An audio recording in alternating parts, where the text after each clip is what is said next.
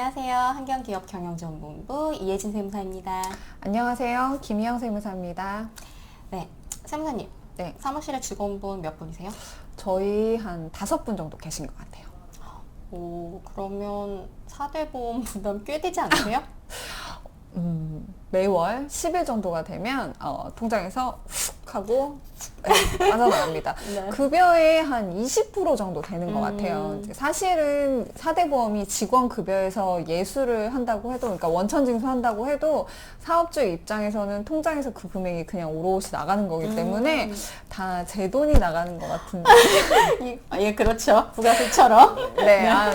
죄송합니다. 네. 제 돈이 아니라 사실 직원분 돈 반, 제 돈 반 이렇게 나가는 그치만 거고요. 느낌은. 네네. 그래서 모든 사장님들이 이 4대 보험을 준조세라고 하나 봐요. 세금이 아닌데도 불구하고 이제 준조세라고 불리우는데 네. 4대 보험을 줄이는 것도 절세 못지않은 절세 방안이라고 생각이 들어요. 네, 맞습니다. 왜냐하면 계속 4대 보험 요율이 올라가고 있죠. 그쵸. 저희 나라가 네. 부담이 늘고 있으니까 또 올라가죠. 네, 제도를 잘 이해하시고 급여를 설계하시는 게 필요합니다. 네.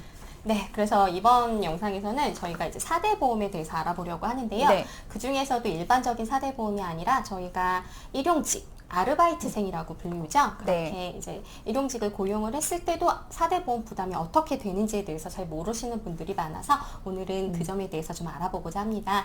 우선 4대 보험 요율을 먼저 알아보고 넘어가야 될 것 같아서 세무사님 4대 보험 요율 어떻게 될까요? 네.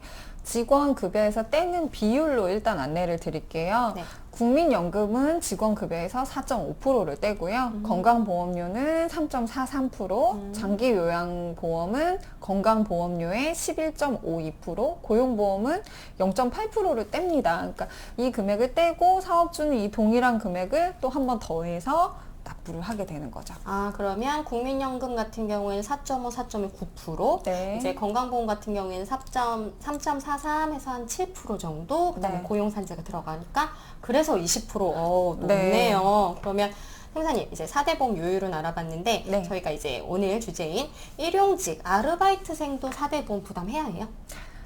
해야 됩니다. 네. 많은 분들이 이제 일용직 근로자 같은 경우는 약속한 그 시급에다가 근무 시간을 계산해서 지급하면 그걸로 끝인 줄 아시는데 사실은 고용보험료하고 산재보험료는 내셔야 되세요. 기본적으로 상용직 근로자는 4대 보험 가입이 의무고 일용직은 고용 산재만 부담하시면 되는데 근무를 하다가 어떤 요건이 딱 충족이 되면 이제 이 일용직 분들도 건강보험료하고 국민연금을 부담하셔야 됩니다. 아, 그러면 상용직하고 일용직이 4대 보험 부담이 약간 다르겠군요. 네. 그럼 우선 상용직하고 일용직을 먼저 알아봐야 될 것 같은데 상용직하고 일용직 어떻게 구분하나요? 직원을 크게 나눴을 때 보통 상용직 근로자하고 일용직 근로자 이 두 가지로 나눌 수가 있는데 4대 보험을 적용하실 때는 조금 세분화해서 상용직 근로자, 초단시간 근로자, 그다음에 단시간 근로자, 일용직 근로자 이렇게 네 가지로 나눌 수가 있어요. 아르바이트라고 하는 일용직 근로자는 한 달 미만 요 사이에 기간의 정함이 없는 근로자를 일용직 근로자라고 하고요. 초단시간 근로자는 하루에 3시간 미만, 주당 15시간 미만, 한 달에 60시간 미만 근무하는 근로자를 말합니다. 단시간 근로자는 주당 40시간 미만 근무하시는 근로자를 얘기해요. 세법에서는 단순히 일용직 하면 3개월 미만 근로자 이렇게 구분을 하고 있는데 네. 실질적으로는 굉장히 세분화되어 있네요. 네, 맞아요. 소득세법에서는 일용직 근로자가 동일한 사업주한테 3개월 미만 이제 근무를 할 때, 그리고 건설업 같은 경우는 1년 미만 고용된 근로자로 정의를 하고 있는데 이 기준을 가지고 일용직 세무 처리를 하다 보면 어느 날 갑자기 4대 보험에 가입되고 아니면 그냥 넘어갔을 때는 사실은 사업장, 정기점검 이런 걸 통해서 한꺼번에 몰아서 내야 되는 경우가 발생할 수 있어요. 그럼 이쯤에서 한번 정리를 하고 넘어갈게요. 일용직과 4대 보험에 대해서. 우선 일용직, 아르바이트생도 고용산재보험은 무조건 가입을 해야 하는 거고. 네. 자, 국민하고 건강보험 같은 경우에는 한 달 이상 근무를 하시는 분들에 한해서 네. 그 한 달 안에 8일 이상 근무를 하시거나 그 근무하시는 시간이 총 60시간을 넘어간다라고 했을 때 국민연금하고 건강보험 가입 의무가 되는 거죠. 네네네, 그렇습니다. 그리고 건설 일용직 같은 경우에는 한 달 이상 근무를 하시는 분들 한해서 8일 이상 네. 60시간 조건 없이 그러면 국민연금하고 건강보험이 의무 가입. 네, 맞습니다. 그러면은 일용직 아르바이트생들도 이 부담이 만만치가 않겠네요. 네.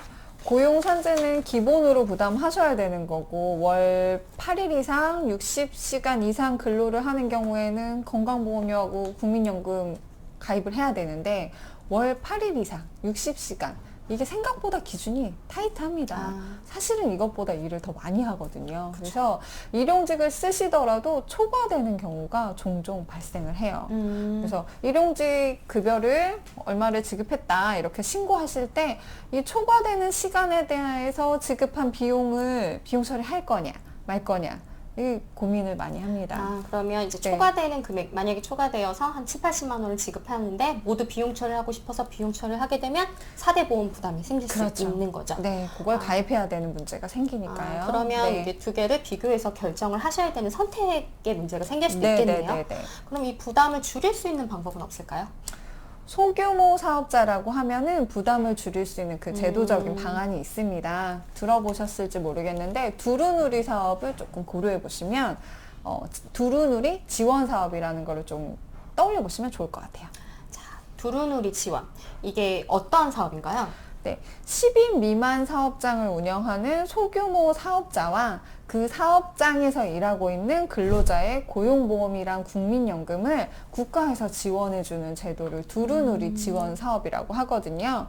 기존의 가입자는 30% 정도 보험료가 감면이 되고요. 신규 가입자는 5인 미만 사업장 같은 경우는 90%를 지원받을 수 있고 5인 이상 10인 미만 사업장 같은 경우는 80% 정도 지원을 받을 수가 있어요. 그러니까 36개월 이상, 36개월까지 지원이 되니까 직원의 근로시간이 지속적으로 60시간을 초과할 것 같다. 라고 하면은 상용직 근로자로 전환을 고려해 보시는 게 도움이 되실 수도 있거든요. 네. 그러면 아르바이트생 급여를 이제 비용으로 오롯이 처리할 때 지원되는 금액까지 고려를 해서 네. 이제 선택을 하시는 게 좋겠네요. 네. 그럼 혹시 또 다른 지원은 없을까요?